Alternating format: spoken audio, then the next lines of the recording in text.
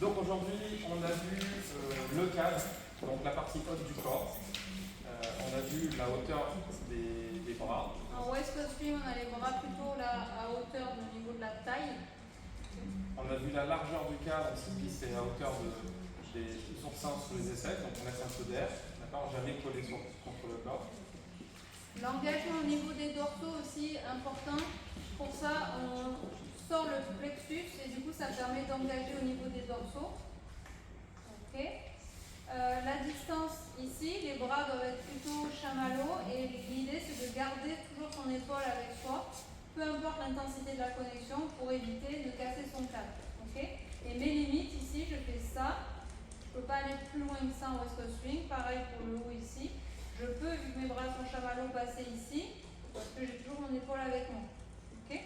L'exemple visuel qu'on avait fait, avec une bonne belle tenue de cadre, c'est voilà, la hauteur, la largeur, les limites, parce qu'on n'est pas comme ça. Voilà.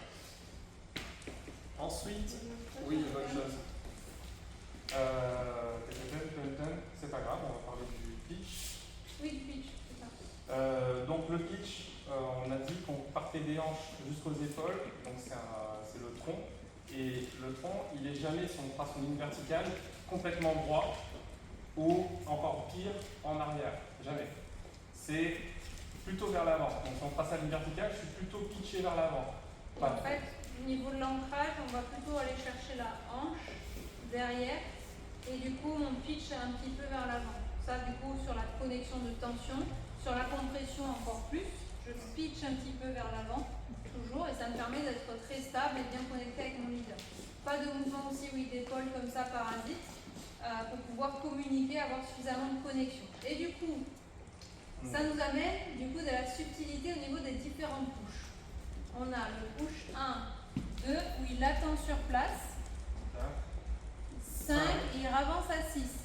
6, 7 et 8. Donc en fait, moi, tant que je ne sais pas, tant que lui n'a pas avancé avec le corps, ben moi je reste sur place et je lui donne la connexion. 1, 2, 3 et 4, 5, il avance. Il pourrait rajouter encore plus.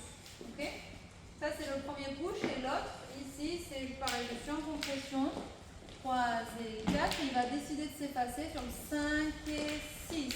Et ce qui est important, c'est de ne pas avoir de creux entre la connexion entre ce qu'on a ici et la tension. Et pour passer à la tension, donc il y a un vase communicant. Ouais. J'ai toujours un peu de compression quand je recule. Cynthia, elle me suit, elle comprime, et ensuite on passe avec les crochets. La distance crée du coup la tension.